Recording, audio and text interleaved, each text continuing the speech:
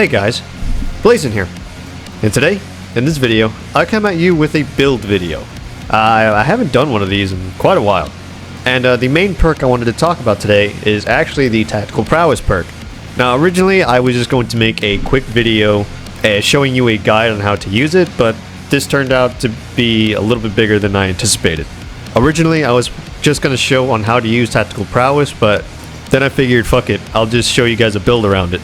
The problem that people have, and what most people are going to face, and even me to an extent, is getting an execution on an enemy that is 33% health, which is not always easy, and honestly it's not always necessary. And in fact I have video proof that, getting an execution on an enemy that is 33% health is not always needed.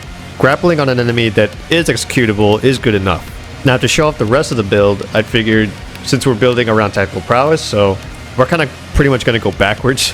I figured Thrill of the Fight might be the best. Might potentially be your only option, because apparently Grim Determination only works when both of your grapnels are used. So this perk needs kind of a fix or whatever, or needs to be changed so that way it doesn't work that way.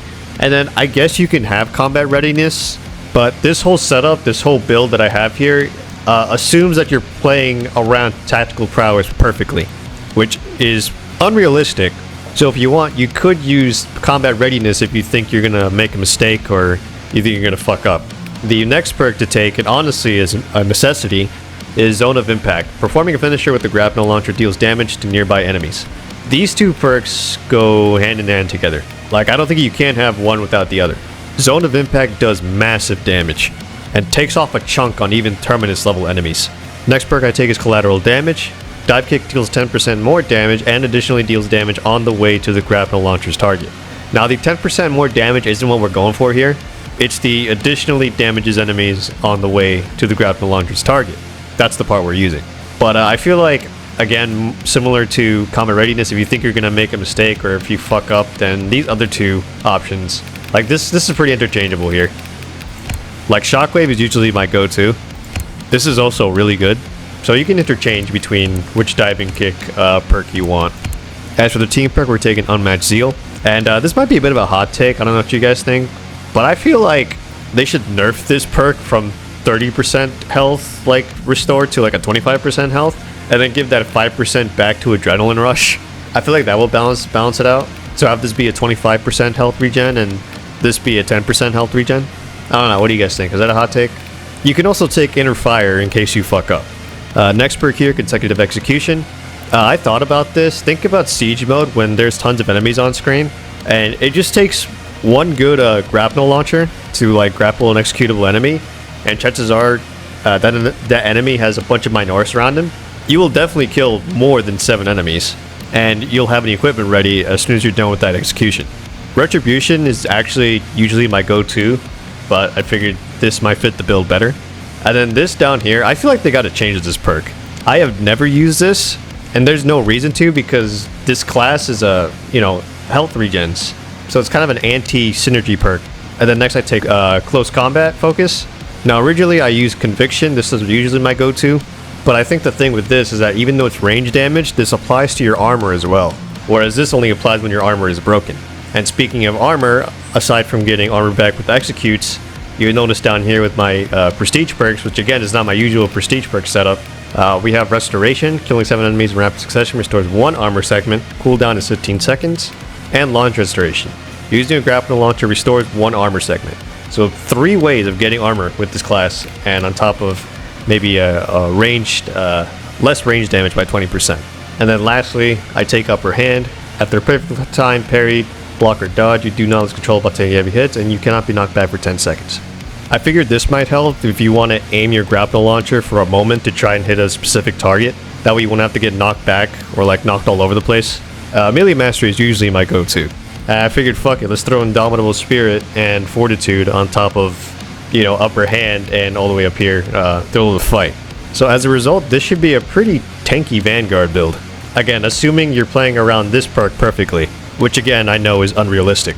But that's pretty much the build. This is not my usual setup. In fact, I am going to release another solo Absolute playthrough with my typical setup, so stay tuned for that.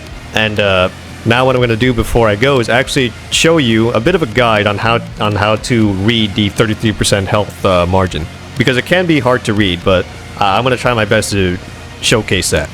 So here we are in game, and back with some slow motion footage. Basically what you want to pay attention to is each time I shoot an enemy, they glow. They pretty much glow from white to yellow and then eventually to red. Now this is not always readable because of lighting conditions. This will take some time to getting used to.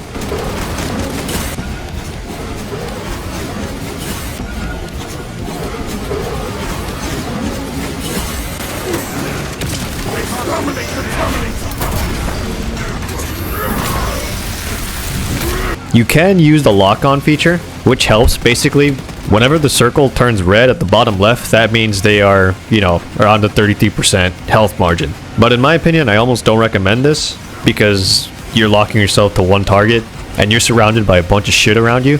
So only do it on occasion, or if there's like one guy left, or if you think you've got some room. Here's another example, and it's actually easier to see him highlight because he's in the shadows. You can pretty much see the last burst is when he turns red, and then that's when I hit the grapnel launch.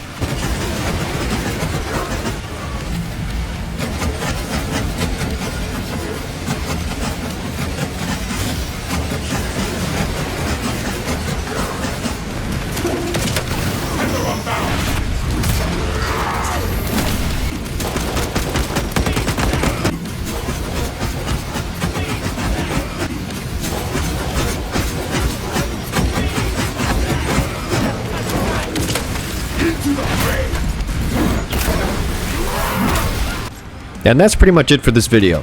So if you enjoyed, please leave a like and share this video around. And if you like videos like this, subscribe for more. And until next time, peace.